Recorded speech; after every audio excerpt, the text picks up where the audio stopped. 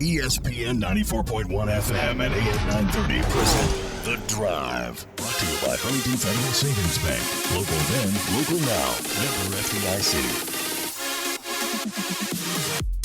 It is Wednesday, August 19th, and your drive begins now on ESPN 94.1 FM and AM 930. I'm your host, Paul Swann. You can join the program by calling the Miller Lite phone lines at 877-420-TALK. That is 877-420-8255. Miller Lite, hold true, great taste. It's only 96 calories. It is the original light beer. Coming up this hour, we're going to hear from the head coach of the Marshall women's basketball team, Tony Kemper. Looking forward to catching up with him. We'll get your phone calls in as we are able to. We'll also talk about your tweets. You can send me a tweet at Paul Swann on social media, and you can always find me on Facebook, The Drive with Paul Swann. Appreciate it if you would visit all of those social media platforms. I really would appreciate your support. All right, we got a lot to get into today. We're going to talk, of course, with Tony in the next few minutes, and I want to talk hockey first. I was going to talk a little football, but I think I have to talk hockey first because in overtime, yet again, Tampa Bay and Columbus go at it. I didn't get to see the whole thing, but Tampa Bay has to come back, force overtime, and then they win it in overtime. So the Blue Jackets, about 10 minutes to go, had a 2-goal lead. That's pretty safe, right? No, 2-goal lead's never safe in the National Hockey League, and especially with these two teams. They like to go to overtime. They like to really go at it. And last year, it was the Blue Jackets that kicked Tampa Bay out, probably one of the most talented teams in the Stanley Cup last year. And the Blue Jackets just unceremoniously dumped them out in that first round. Well, this is the rematch, and the Lightning win 5-4. So Tampa Bay wins the series 4-1. So they move on in the Stanley Cup. One game that is underway, and it's in the intermission after one. Carolina Hurricanes, they lead the Boston Bruins 1-0 to nothing, 1-0. And Boston leads that series 3-1. Later on this evening is going to be Coyotes and the Avalanche. Colorado leads that series 3-1. I'm kind of rooting for the Avalanche to get far. Jared Bednar, of course, head coach. Canadians taking on the Flyers tonight. Flyers lead that series 3-1. And the Blues in the late game taking on the Canucks. That is tied at 2 games apiece. So that's what it looks like in the National Hockey League. But I kind of felt like I needed to lead with that because if you're a friend of a fan of the Columbus Blue Jackets right now, check in on them. They're not okay. They're broken people right now. So do check in on them. And of course, we'll take a look at what's happening later on in the NBA. We have got so many games. Again, a few weeks ago, we had nothing. Now we have nonstop. We got baseball. We've got basketball. We still have college football. And as of right now, Marshall's still playing. And Mike Hamrick earlier today, he was on Metro News Talk Line. He was talking with Hoppy Kirchwell. And he talked about probably one of the questions that I'm sure a lot of you have been asking. How many fans are going to be able to come? What's tailgating going to look like? Now, he talked about today, and this is, again, I'm just paraphrasing what he said. He's basically saying that, and I'm not going to, don't hold me to this. This is not concrete. Don't hold me to this. But he's saying about 25 to 30% fan capacity. 25 to 30%. And I've actually spoke to someone who is a season ticket holder today, and they're getting a reduced amount of tickets. So capacity is being limited, and they're being limited on their tickets a little bit more than what you get. You're going to probably, if you have a lot of tickets, you're probably going to maybe get dinged a little bit as far as how many you can actually have. I don't know. Again, this is anecdotal. One person I talked to today, but I wanted to illustrate that if you're a season ticket holder, you're probably going to be, if not already, you're probably going to hear from Marshall. They're going to reach out to you, talk to you about what your options are going to be. But if you want to see Herd football, you better be a season ticket holder. If not, you're probably going to be watching on TV, whatever the TV package is going to look like, what the times and television networks are, we still don't know. So that's up in the air right now. But as of right now, September 5th, you have got Marshall football taking on EKU. Now, you've got Appalachian State September 19th, And yesterday we get the news, after we get off the air, that Appalachian State's fall semester began, and already they have a reported cluster of 11 positive COVID-19 tests. They've got 7 football student-athletes and 4 staff members. So football practice being suspended indefinitely. How this impacts the game with Marshall, unknown. I'm sure if they clamp down on this and they can get past it, no further positive tests, it might not impact the game itself if the game is allowed to go on again. Marshall has filed its plans, trying to make sure it's got everything in order as far as tailgating, letting the fans in. And, oh, by the way, if you didn't know this already, the pass-out policy probably suspended. They're not going to allow you to go in with your ticket and then come out and then go back in. I'm 100% on board with that to carry over. Now, that's just me. I've always felt that you should, if you go in, you're going in to watch the game, stay. Stay for the game. If you are leaving, leave. I would look and see there's a lot of people who are hanging out on the tailgate lot. It's second half, and they're, of course, they're enjoying the voice of the herd, Steve Cotton, on the radio usually, or they're out just tailgating, hanging out, having a good time. And I get that, I understand. You're having a good time, but are you there for the game or are you there just to tailgate? I mean, I honestly, I'd rather see a stadium full of fans. But that's not going to be the case this year. There's going to be restrictions on that. And I don't know what tailgating is going to look like. I mean, I get it. Tailgating's fun. I mean, before the game, it's great. It's fun. You get to run into people you probably haven't seen since probably the last game, last season. And it's always fun. But I've never been a big fan of the pass-out policy. And so that's gone for at least this season. And so if you're in, you're in. Now, I get it. You understand. Maybe you don't want to pay concession prices. Maybe you want to go out and get your own beverage. And I get that. I completely understand a lot of those reasons why. But I always felt that I didn't like that policy because especially it might be an exciting game and there might be a lot of people on the tailgate lot. And I get it. If you're talking about a blowout here, I'm not going to sit and make you watch Marshall beat up on EKU by 50 points. I'm not going to make you do that. I get that. I understand completely. Do you want to watch Marshall beat up on EKU? If it's a 50-point rout, you've got everything you need. I'm excited. Herds won this one. I'm going to go out hang with my friends. I get that completely. Understand. But we would see people leave at halftime and maybe not come back. So that's going to be eliminated, at least right now, from my understanding. And again, this isn't rock solid, but we're probably looking at 25, 30%. Some other schools are going that way as well as far as what the capacity is going to be. And if you've got a season ticket, you're probably, for the most part, going to be okay. You might not be able to bring everybody. So if you've got a huge season ticket order, you might be trimmed down a little bit. Maybe you won't be. Your case may vary, but that's what the capacity is going to look like, at least right now. And again, all of this is going to change. I mean, maybe there's going to be tailgating. Maybe it's going to be limited tailgating, but I don't know how you police this, and I'm curious to see how it's going to be addressed. If Marshall's got a plan, let's go with it. Let's see what it looks like. But I don't know how you police this.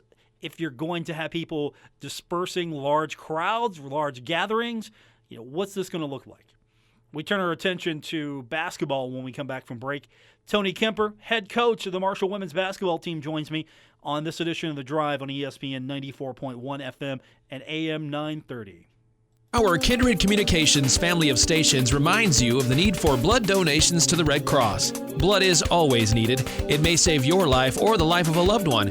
This reminder is brought to you in part by Atlas Metal Recycling, just west of Camden Park. Recycle for cash at Atlas Metal Recycling. Tri-State Regional Cancer Center, located at 706 23rd Street, Ashland, serving King's Daughters Medical Center. Home National Bank. Visit Home National Bank online. Member FDIC.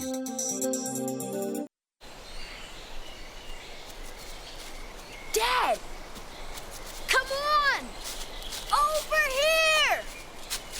Look at this, Dad! Over! Whoa. The moment my son saw a redwood tree. It's huge! Is the moment I knew that for him, You can't even see the top of that thing! even the sky has no limit. There are some moments only the forest can inspire. Find yours at discovertheforest.org. Learn about forests near you and discover cool things to do when you go, like hiking, biking, fishing, or camping. Or do your own thing when you get there with family and friends. Your moment is out there. Find it at discovertheforest.org. That's discovertheforest.org. Brought to you by the U.S. Forest Service and the Ad Council.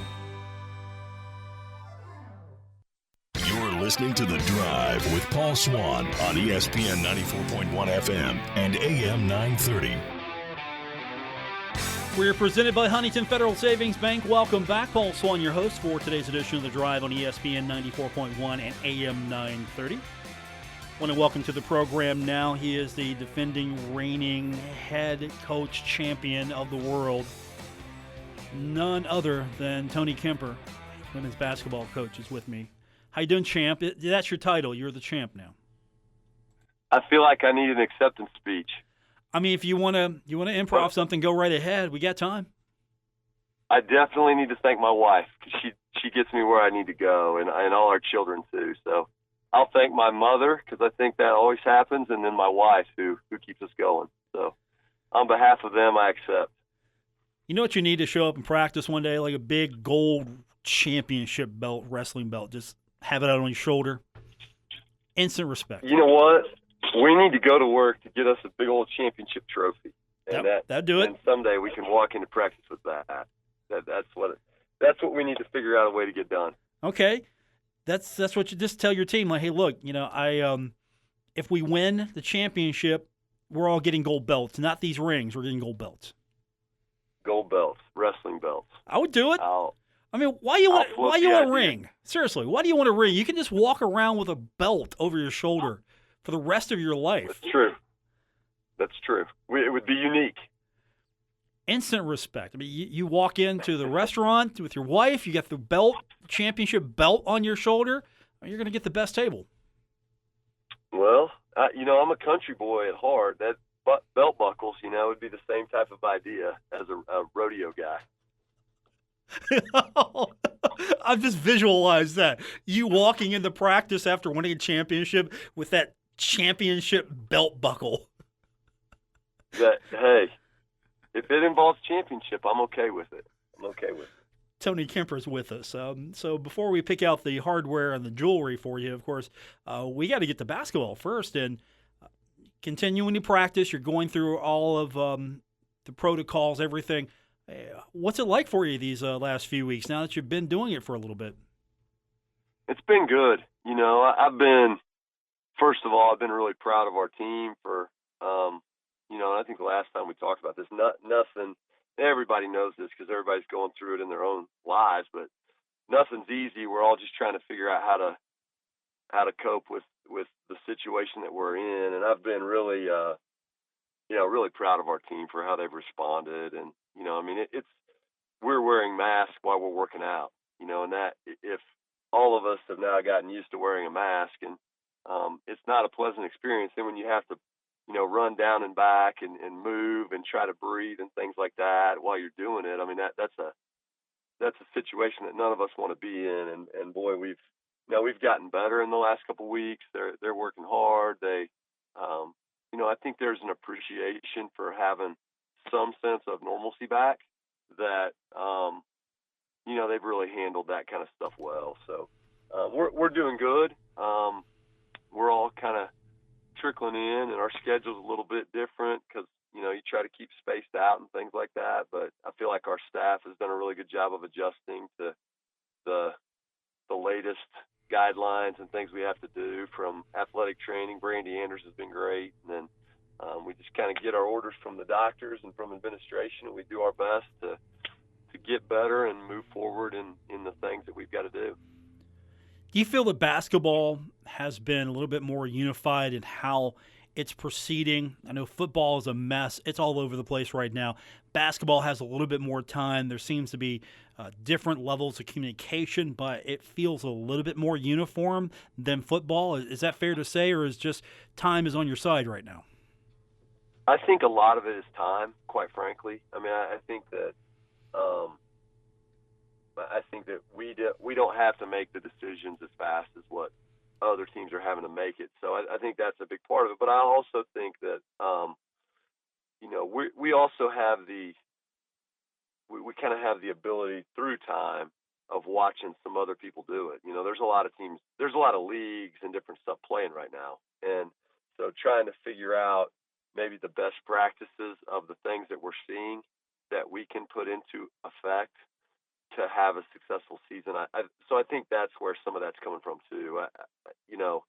Just the decision doesn't need to be made yet. And then we have the advantage of looking around and seeing the things that are working, so we can try to figure out a way to. Now our model's completely different. Our league and our sport is spread out across the country, but we're trying to figure out the things that we can implement to keep our players safe and the things we can do to have a successful season. So, I think basketball was pretty quiet for a while. Over the last couple of weeks, we've started to roll out you start to see some statements about the things that we're maybe working on behind the scenes to, it seems like there's maybe a couple A, B, and C version of how we're going to try to do it. And, at some point, I think they said September, there's a date in September that we're going to try to decide the path of basketball. So, you just hope that it keeps, we keep learning things about how best to keep people safe and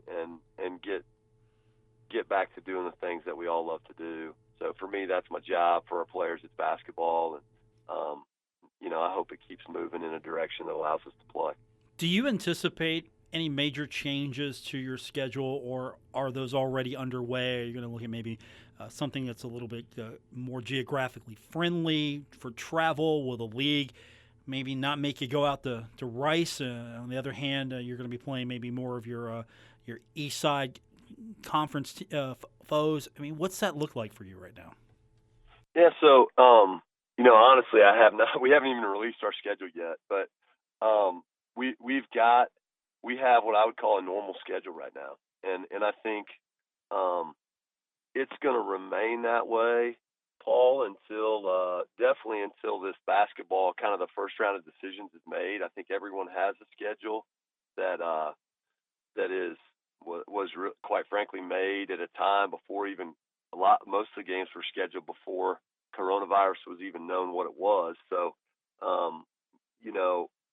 I think we all are trying to figure out what it's going to look like if we lose maybe the month of December, let's say, and what's going to happen. And, but right now we've got a schedule that's full of some really good games. I will, we play Ohio State, which is not out there yet, but I'll drop that little nugget out there.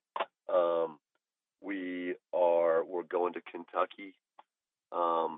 It's a huge challenge, and I think our team is excited about it. Next couple of days, I think that we'll get something out of what it is as of right now, but it's going to be a heck of a year, and I hope, and I know our players do, I just hope we get a chance to run through it. Tony Kemper is my guest, Marshall women's basketball coach. Do you anticipate once we get to November, December, having to be more of all right, we can't do it this, so let's move here, let's move there? And do you have plans within plans right now? Or, again, we talked about time. Is it just, okay, we're going to see where we're at and go from there? I mean, I'm sure it's got to be driving you crazy right now. Yeah, so my goal has kind of been to live in the moment a little bit with it, because I think that we could, you think kind of philosophically, I think big picture ahead. But there's so many unknowns about if things are different than a normal season, what it will even look like, that I think you could waste a lot of time, quote, worrying about things that may, if you don't get the scenario right, then you've worried about a lot of things that at the end of the day didn't matter. So, the things we're worried about, I think, and I think this is athletic department wide, is, the experience for our student athletes. So our women's basketball players, do we have the support they need, health wise, academically, emotionally, going through the stuff they're going through, and then what are we allowed to do in practice? Let's put in the stuff that we feel like we can get in under the parameters that we have, and get ready for a game, get ready for our leadoff game, because that's what we think is going on right now. And then as the information changes and comes at us, you just have to be pretty nimble. And I think our program, that's one of the things that I feel like we're pretty good at. If our plane is way behind, it's not something we really pout about and dwell on. I mean, you got to find a way to try to make the best of it. So, we just kind of continue with that message, and we're going to push through no matter what.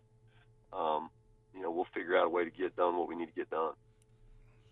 One of the arguments, or at least one of the compelling reasons for trying to keep your kids together, all these teams together as long as possible, is because there is the assertion that if you let them out, you send them home, they're away from you, they're not going to be as safe. And we've seen teams release their players for a few days, come back, and they've got cases. How important is it for just the mental health and well-being of your squad, to know that, okay, as long as we're in this situation, as long as we're pushing for something, these players, your team, they're safe, or at least they're going to be safer with you than they might be, out on their own? Yeah, I think that's accurate. I think when you are together, and I think this is different. It's something that they're having to learn right now. Our decisions as a group, and mine included, they can really have a huge impact on multiple people now. So I think that there is a sense of, looking out for each other when we're here, that kind of carries over. And, they are pulling in the same direction. And we're trying to do everything we can to keep each other in a good place.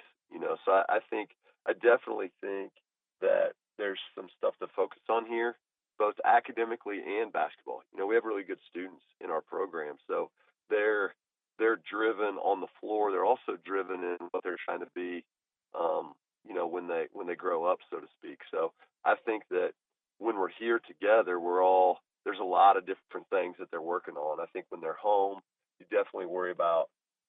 I worry about they like to be together. I'll tell you that. I mean, they like to be around each other. I think, as they're coming in, you wonder, as their coach, you haven't seen them for 6 months. So are they excited to be here? Are they worried about it? And, do they want to play and things? And I think my experience with the team, and I haven't had a structured meeting where we talked about it, but my sense is they want to pretty strongly. They want to play in a safe manner.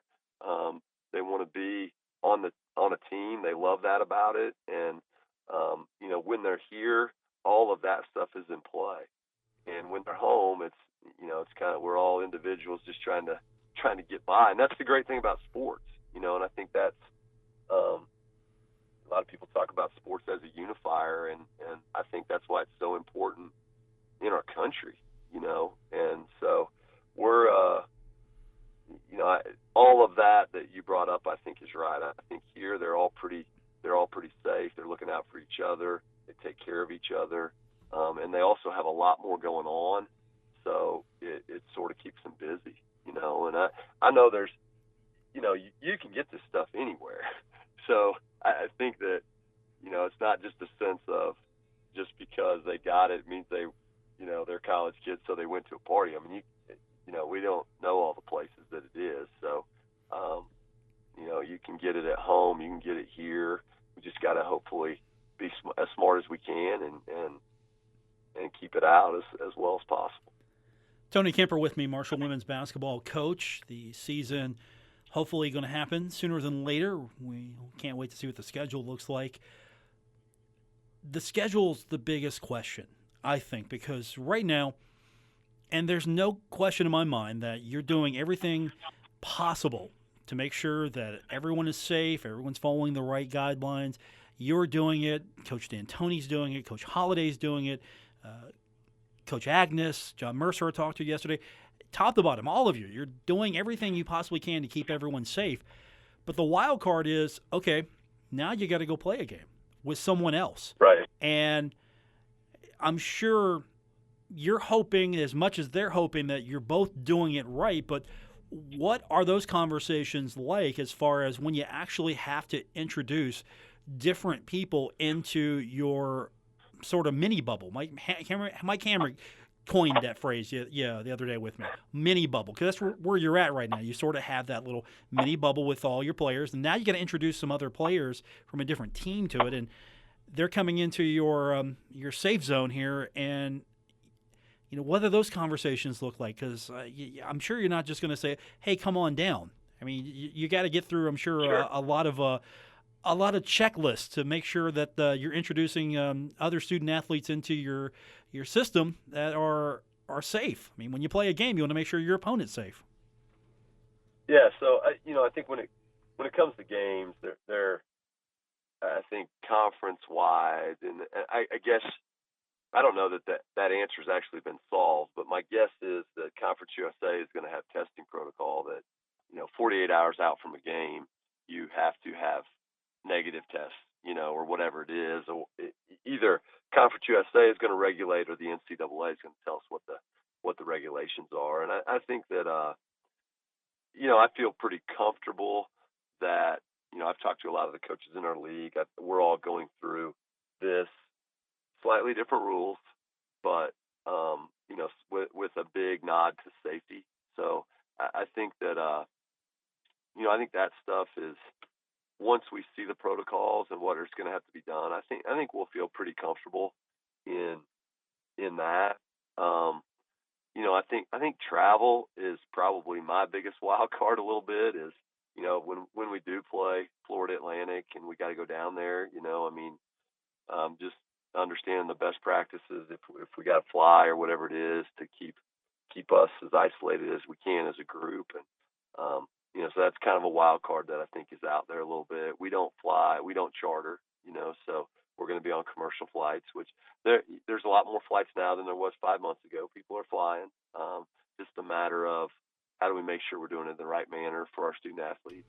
And then I think you look at the kind of talking about the bubble, and obviously we're adding students right now. Freshman class is here at Marshall right now, and from my perspective about women's basketball, I think it's educating our people about, kind of like you just have to have a pretty tight circle. That's the way it is right now. And there's kind of three main circles that I deal with in recruiting with players, and I want them to have a really positive experience on the basketball floor, in the academic world, and then socially. Like, that's a big part of college. And I think that the class of 2020, they've kind of got the short end on the end of their senior year and the graduations and things like that, and they're getting that a little bit with their starting college. And I'm very appreciative of the things that I've seen from our young ones, our freshmen, that boy, they've been resilient about how they've handled it. And we just got to keep a tight circle. You got to wear your mask. If you wear your mask, you're not a primary contact, basically, as you go through the CDC guidelines and things, and you don't want to get it, and you don't want to be a primary contact. And so we got to educate them on those kind of things, and then we got to do our best to look out for each other.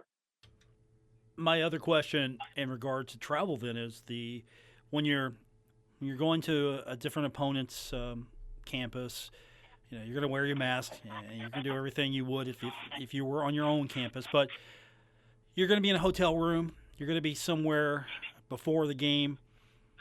What's that look like in your mind right now? Because are you just going to bunker up in your rooms and just take the floor and make sure that nobody enters into your zone here? How's that work in your mind? Right. Yeah, we've got some information from like hotel partners that we use a lot about cleaning protocols and different things. I think everyone has quickly adjusted, to try to figure out a way to operate in the new world. So I think that my plan right now would be we're fairly normal. Now, I'm sure that we're going to get we're a ways out from traveling. So I'm sure that there's going to be some thoughts from our medical people here as we get closer about, this is what this is what the airport looks like for us for this year. This is what a hotel looks like. Maybe I'm sure like anywhere there's some differences in how food is handled and stuff like that now. And we'll just, we got to eat, we got to prepare to play, and we got to find a way to play, so I'm sure there's going to be little tweaks, but generally speaking, I think we just have to, as we're doing now, we limit the outside contact. We make sure that we have masks and different things like that, and we push forward, and I've been, as I said before, I've been really happy with I think everybody's taking it very serious, and I think everybody's committed to doing things in a smart fashion to keep us on the right path. Tony Kemper's with me, head coach of the Marshall women's basketball team. So I guess that means no road ice cream for the victory, right? That out this season. Road dubs, we'll figure it out. We okay. will figure it out. All right. I think I took my kids to Dairy Queen the other night, so Dairy Queen's still open, so we can make it happen. Drive through? Did you go in? Sit down, socially distance? How's that work? Bus through. We'll just take the bus through. Okay. We'll have about 25 orders. 25 ice cream cones. Let's get back on.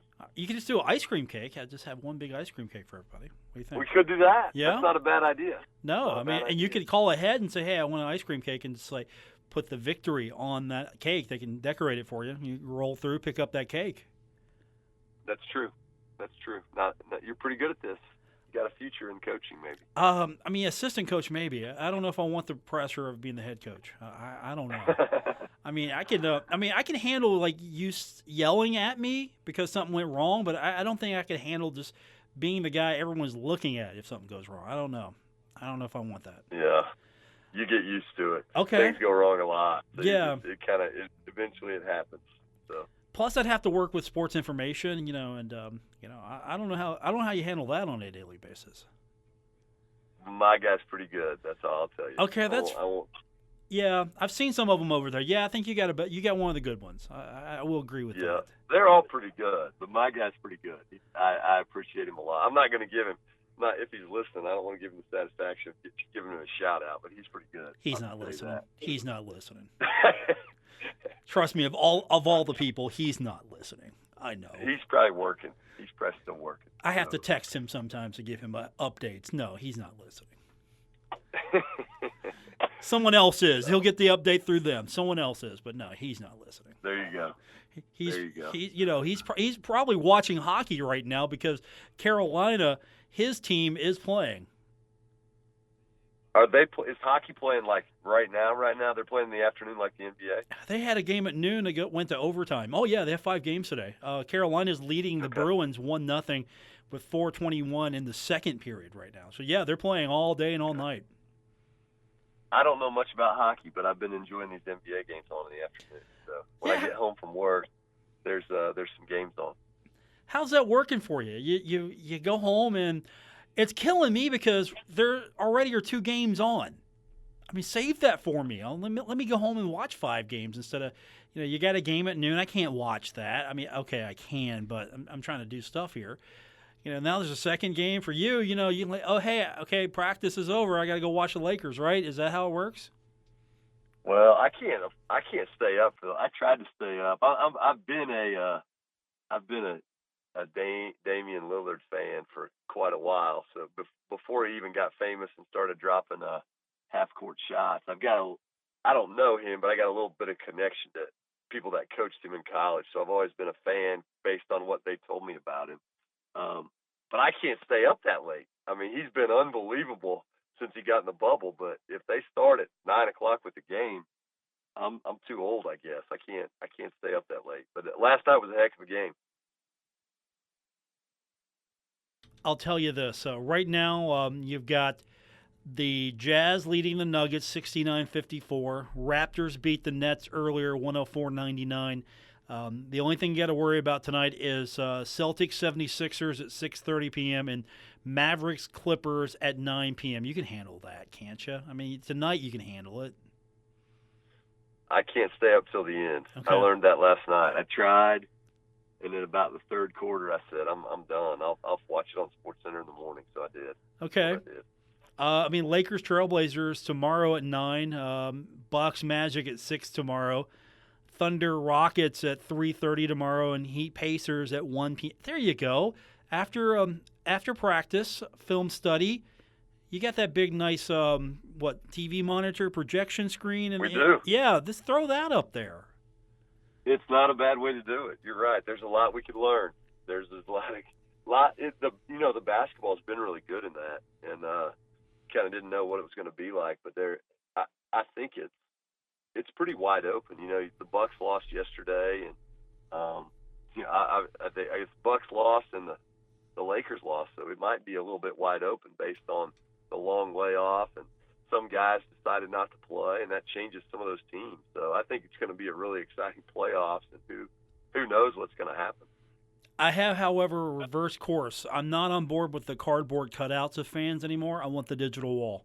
So behind you, it's pretty good. I want that. I want the digital wall of herd fans just reacting to your game. That'd be great. I don't want cardboard cutouts. So, although I was going to take you on the road, so that would be the only positive thing is the cardboard cutout of you. Let's do it. Take it with us. I'm on board with this completely.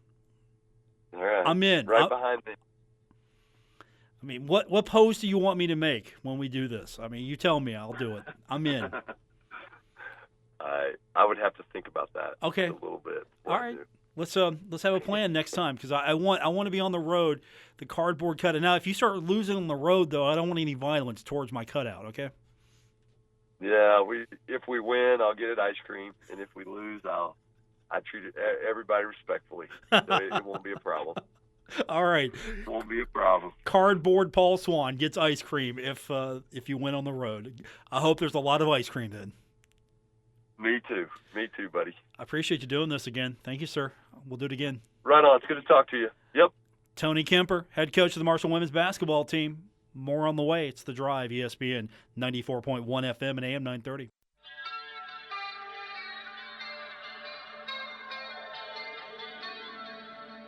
Now, back to The Drive with Paul Swann on ESPN 94.1 FM and AM 930.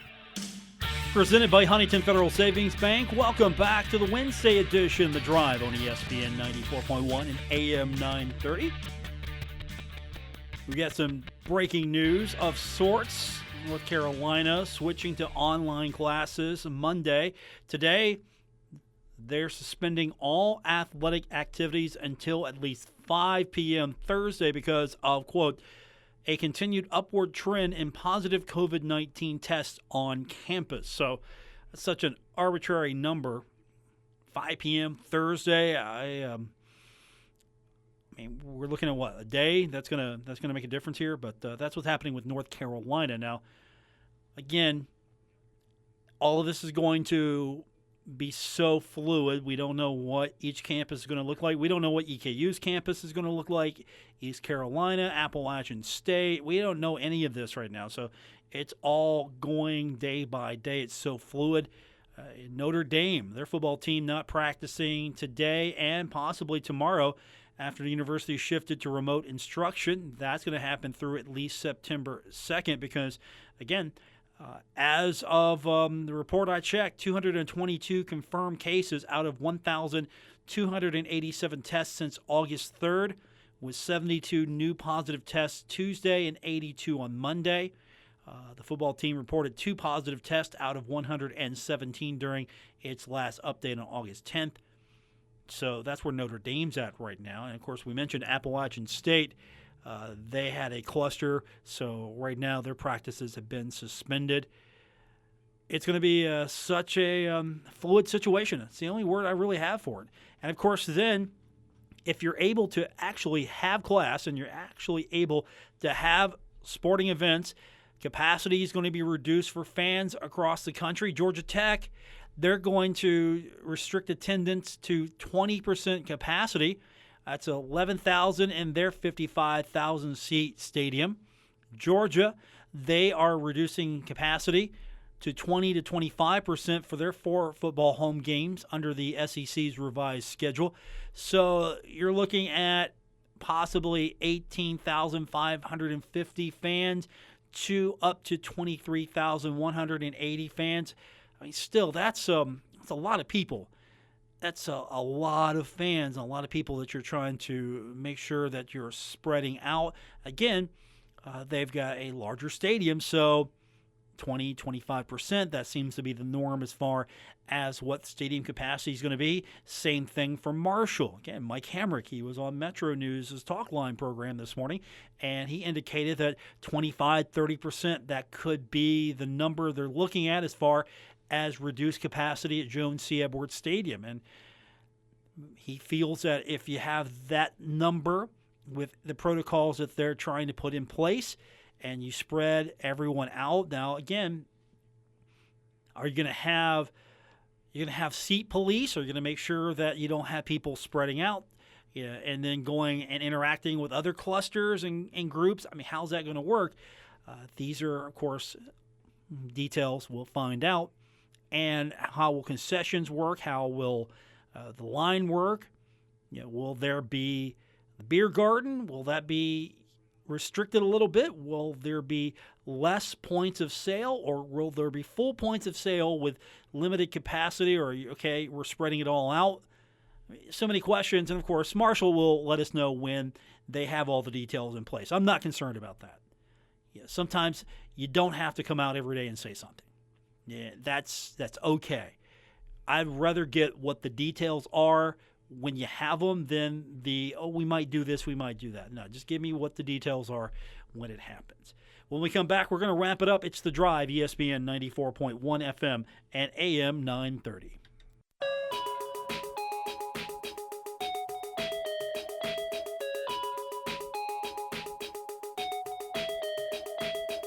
This is The Drive with Paul Swann on ESPN 94.1 FM and AM 930. The NFL continuing on. We're going to have National Football League action sooner than later, and things are going to change for the NFL as well.